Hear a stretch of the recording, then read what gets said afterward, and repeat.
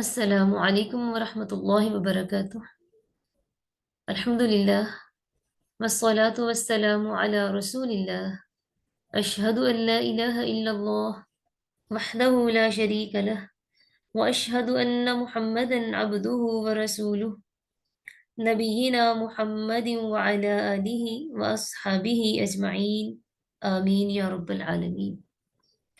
سب سے پہلے آپ سب کو رسول اللہ صلی اللہ علیہ وسلم کی طرف سے رمضان کریم کورس کے سبق نمبر 4 میں خوش آمدید۔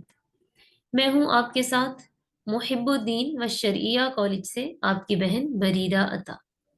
اللہ تعالیٰ سے دعا ہے اللہ تعالیٰ ہم سب کو مل کر اس کلاس کا حق ادا کرنے کی توفیق عطا فرمائے، آمین یا رب العالمین۔ تو آئیے رمضان المبارک کے حوالے سے ہم دیکھتے ہیں کہ اس سبق میں ہمارے لیے نبی علیہ السلام نے کیا حکم دیا ہے۔ آج آپ کے سامنے ایک حدیث رکھی ہے روزے کے حوالے سے کہ روزے میں سحری کھانا سنت ہے، اور وہ کیوں سنت ہے اس کی وجہ بھی، اس کی حکمت بھی بتا دی گئی ہے۔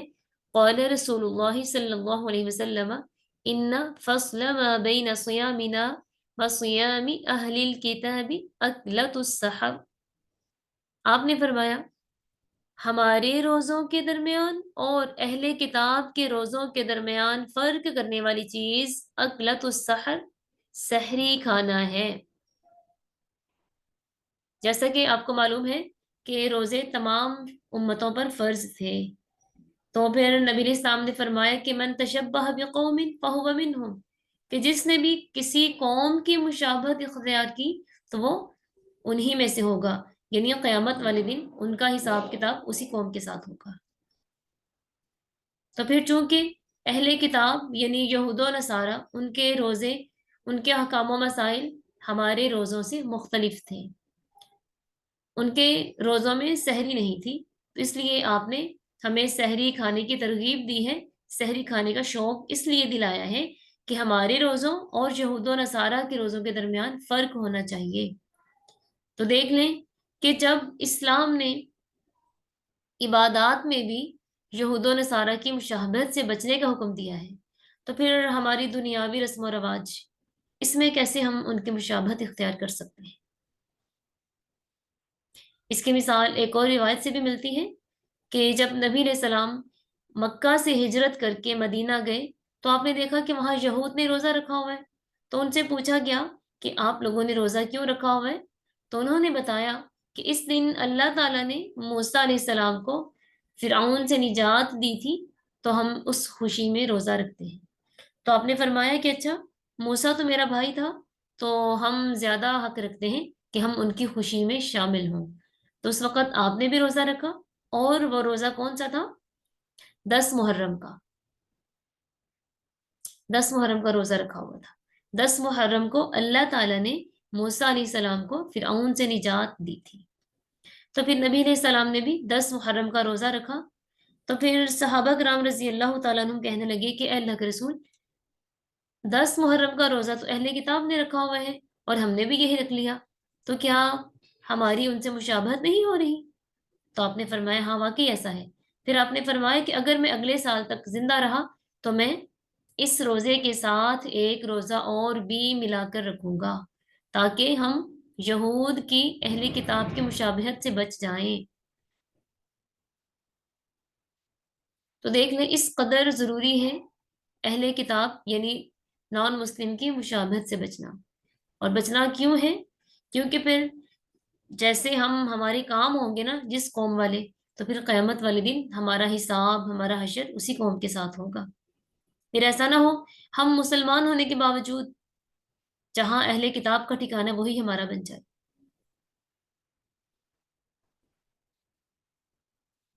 اس لیے کوشش کرنی چاہیے کہ ہمیں سحری کھانی چاہیے، ویسے بھی سحری کھانا برکت ہے، دن بھر کے لیے انسان کو توانائی ملتی ہے، اور انسان پھر اللہ تعالیٰ کی عبادت کرنے کے لیے تندرست رہتا ہے، کیونکہ اللہ تعالیٰ کو ایک بیمار مومن کی نسبت تندرست مومن زیادہ پسند ہے۔ وہ کیوں؟ ظاہر ہے ایک بیمار شخص اچھے طریقے سے اللہ کی عبادت نہیں کر سکتا، اس کو بیزاری سی محسوس ہوتی ہے، لیکن ایک تندرست انسان خوش دلی سے ولولے سے، ایک جذبے سے اللہ کی عبادت کرتا ہے تو اس کے دل سے اللہ تعالیٰ کے لیے اللہ کا شکر ادا ہوتا ہے۔ اس لیے ہمیں بھی چاہیے کہ ہم بھی نبی علیہ السلام کی اس حدیث کو فالو کریں۔ تو اس کے ساتھ ہی ہم مزید ایک اور حدیث بھی دیکھ لیتے ہیں کہ سحری کھانا کس قدر نہ آپ علیہ السلام نے اس کی ترغیب دی ہے، کہ قال رسول اللہ صلی اللہ علیہ وسلم السحور اکلہ برکہ فلا تدعوه ولو ان یجرع احدکم جرعة من ماء فإن الله عز وجل وملائكته يصلون على المتسحرين۔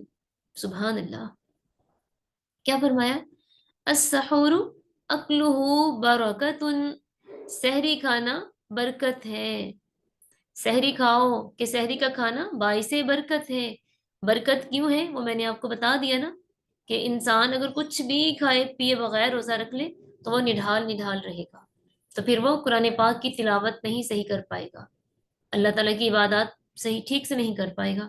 تو آپ نے فرمایا کہ سحری کھاؤ، اس کا کھانا برکت ہے، فلا تدعوہ، بس تم اس کو نہ چھوڑو، سحری نہ چھوڑو، ولو ان یجرع احدکم جرعۃ مما، چاہے تم میں سے کوئی پانی کے گھونٹ میں سے ایک گھونٹ ہی بھر لے، یعنی سحری کے طور پہ چاہے پانی کا ایک گھونٹ ہی بھر لو، لیکن سحری ضرور کرو۔ وہ کیوں؟ تاکہ اہل کتاب کی مشابہت نہ ہو۔ اور پھر اس کا اجر کیا ہے؟ سحری کرنے والے کا اجر کیا ہے، اس کی فضیلت کیا ہے؟ فإن اللہ عز وجل وملائکتہ یصلون علی المتسحرین، اللہ اور اس کے فرشتے یصلون صلات بھیجتے ہیں سحری کرنے والوں پر۔ اب یہاں پر یصلون اللہ کے لیے بھی استعمال ہوا، یصلون فرشتوں کے لیے بھی استعمال ہوا، اور یصلون یہ مومنین کے لیے بھی استعمال ہوتا ہے۔ جب یصلون کا ذکر مومنین کے ساتھ آئے تو اس کا مطلب ہے نبی علیہ السلام پر درود و سلام بھیجنا، اور جب یصلون کا ذکر اللہ تعالیٰ کے نام کے ساتھ آئے تو اس کا مطلب ہوتا ہے اللہ تعالیٰ کا اپنے بندے پر رحمتیں نازل کرنا۔ اور جب یصلون کا ذکر ملائکہ کے ساتھ آ جائے، فرشتوں کے ساتھ آ جائے، تو اس کا مطلب ہوتا ہے فرشتوں کا بندے کے لیے اللہ کی بارگاہ میں دعائے مغفرت کرنا۔ ٹھیک ہے، تو اس کا مطلب ہے کہ جو انسان سحری کرتا ہے، چاہے وہ پانی کا ایک گھونٹ ہی بھر لے، تو اللہ تعالیٰ اس اپنے مقرب فرشتوں میں اس کا تذکرہ کرتے ہیں اور اس پر اپنی رحمتیں نازل کرتے ہیں، اور پھر فرشتے بھی اللہ تعالیٰ کے لیے اس شخص کے لیے دعائے مغفرت کرتے ہیں۔ تو آپ کو بتائیں، پھر جس شخص کے لیے فرشتے دعائے مغفرت کرتے ہیں تو اس کی دعا، فرشتوں کی دعا پھر قبول ہوتی ہے اور اس شخص کو معاف کر دیا جاتا ہے۔ تو دیکھ لیں، پھر اتنی زیادہ فضیلت ہے سحری کرنے، تو ضرور آپ لوگ اپنے اپنے گھروں میں سحری کا انتظام ضرور کریں، تاکہ ہم سحری کر کے اس کی برکت کو پہنچ جائیں، اور پھر اس پر جو اجر جو فضیلت ہے ہم بھی اس تک پہنچ جائیں۔ آمین۔ تو آئیے ہم مزید دیکھتے ہیں کہ آج جو ہمارا سبق ہے وہ ہے نماز کے بعد پڑھے جانے والے اذکار۔ ٹھیک ہے، کہ ہم نے پچھلے سبق میں پڑھا تھا وضو کے بعد کی دعائیں، تو وضو کے بعد ظاہر ہے جب صبح ہم نے وضو کیا پہلا وضو، تو اس کے بعد نماز ہی ہے نا، تو نماز تو الحمدللہ اللہ کے فضل سے آپ سب کو آتی ہے، اس لیے میں نے یہاں پہ نماز کو مینشن نہیں کیا، بلکہ پھر نماز کے بعد کے اذکار رکھے ہیں۔ ٹھیک ہے، تو نماز کے بعد جب ہم سلام پھیرتے ہیں تو فوراً سب سے پہلے ہم کیا بولتے ہیں؟ اللہ اکبر، اللہ سب سے بڑا ہے۔ کیا بولنا ہے؟ اللہ اکبر ایک بار، پھر 3 بار بولنا ہے استغفر اللہ، استغفر اللہ، استغفر اللہ، اور پھر اس کے بعد اللہم انت السلام ومنک السلام تبارکت یا ذا الجلال والاکرام۔ ٹھیک ہے، اور پھر یہ کیا ہمارے پاس نماز کے بعد پڑھے جانے والے اذکار۔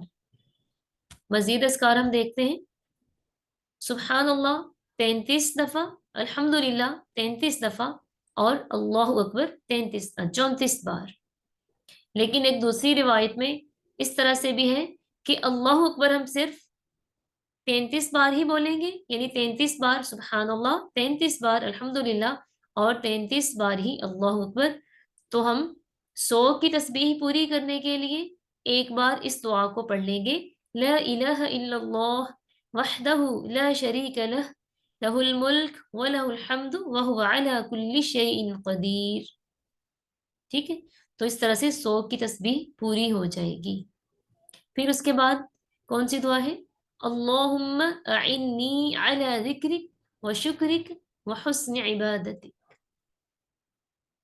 और फिर उसके बाद सुबह फजर की नमाज के बाद इस दुआ को पढ़ना सुन्नत है, अल्लाहुम्मा इन्नी अस्अलुका इल्मन नाफिआ व रिज़्क़न तय्यिबा व अमलन मुतक़ब्बला।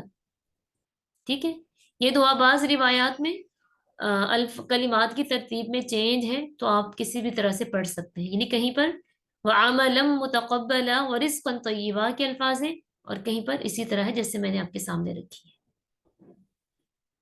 ठीक, फिर उसके बाद हम अपने सुबह शाम के अज़कार देखते हैं। सॉरी, सुबह शाम के अज़कार नहीं, बल्कि आज की पूरी क्लास में आपके लिए मैंने नमाज के बाद के ही अज़कार रखे हैं, सुबह शाम के अज़कार में से नहीं कोई दुआ रखी, ताकि हम एक ही बार में नमाज के बाद के सारे अज़कार हम देख लें। ठीक है, तो फिर हम ये भी जिक्र नमाज के बाद ही पढ़ते हैं, ला इलाहा इल्लल्लाह वहदहु ला शरीक लह लहुल मुल्क व लहुल हम्द व हुवा अला कुल्ली शैइन कदीर। देखें, ये सारी दुआ तो वही है जो भी हमने पिछली स्लाइड में पढ़ी है। ठीक है, फिर इसमें मजीद हमें थोड़ा सा नया याद करना पड़ेगा, अल्लाहुम्मा ला मानिअ लिमा अअतैत वला मुअतिय लिमा मनअत वला यनफउ दल जद्दी मिनकल जद्द। क्या मीनिंग है इसका, अल्लाह ताला के सिवा कोई इबादत के लायक नहीं, वो यकता है, उसका कोई शरीक नहीं, उसी की बादशाही है और उसी के लिए सताइश है और वह हर चीज पर कादिर है। ए अल्लाह, तू जो चीज दे उसे कोई रोकने वाला नहीं, और जिस चीज को तू रोक ले उसको कोई देने वाला नहीं, और किसी कोशिश करने वाले की कोशिश तेरे मुकाबले में सूदमंद नहीं है। इसी तरह इसके साथ ही एक और दुआ, वो भी वहुवा अला कुल्ली शैइन कदीर, तक तो यही है, बस आगे चंद कलिमात नए हैं वो आपको याद करने होंगे। तो आइए इसको भी पढ़ लेते हैं, ला इलाहा इल्लल्लाह वहदहु ला शरीक लह लहुल मुल्क व लहुल हम्द व हुवा अला कुल्ली शैइन कदीर ला हौला वला कुव्वता इल्ला बिल्लाह। ला इलाहा इल्लल्लाह वला नाबुदु, यहाँ से फिर नए कलिमात शुरू हो रहे हैं, ला इलाहा इल्लल्लाह वला नाबुदु इल्ला इय्याह लहुन निअमतु व लहुल फज़्लु व लहुस सनाउल हसन ला इलाहा इल्लल्लाह मुखलिसीन लहुद्दीन वलौ करिहल काफिरून। क्या मतलब, अल्लाह के सिवा कोई सच्चा माबूद नहीं, वो अकेला है, उसका कोई शरीक नहीं, उसी के लिए बादशाहत है और उसी के लिए तमाम तारीफात, और वह हर चीज पर कादिर है। फिर यहाँ से नए कलिमात का तर्जमा है, अल्लाह की तौफीक व मदद के बगैर गुनाह से बचने की ताकत और नेकी करने की कुव्वत नहीं। अल्लाह के अलावा कोई सच्चा माबूद नहीं, हम उसकी इबादत करते हैं, उसी के लिए फजल है और बेहतरीन तारीफ उसी के लिए है। अल्लाह के अलावा कोई सच्चा माबूद नहीं, हम उसी के लिए इबादत को खालिस करने वाले हैं, अगरचे काफिरों को नापसंद ही हो। ठीक है, यानी काफिर पसंद करें या ना पसंद, वो पसंद तो कर ही नहीं सकते ना, पसंद तो हम मुसलमानों ने ही करना है, इसलिए हम इस दुआ को इंशाअल्लाह नमाज के बाद पढ़ेंगे। फिर उसके बाद ये दुआएं हमने देखी थी सुबह शाम के अस्कार में, तो सुबह शाम के अस्कार के साथ साथ ये दुआएं हमारे पास आयतुल कुर्सी और सूरतुल नास, सूरतुल फलक और सूरतुल इखलास हैं, जो कि हम हर नमाज के बाद पढ़ेंगे। ठीक है, देख लीजिए एक नजर, ये हमने पिछले सबक में पढ़ी थी, इसलिए मैं आज इनको दोहरा नहीं रही। ठीक है, तो ये था हमारा आज का सबक, नमाज के बाद के चंद अज़कार हैं, थोड़े ही थे इसलिए मैं इनको सारे इकट्ठा ही ले आई, ताकि एक ही बार हमें इनकी समझ आ जाए और हम इनको ज़बानी याद कर लें इंशाअल्लाह। बारकल्लाहु फीकुम अजमाइन, इसके साथ ही इजाज़त दीजिए।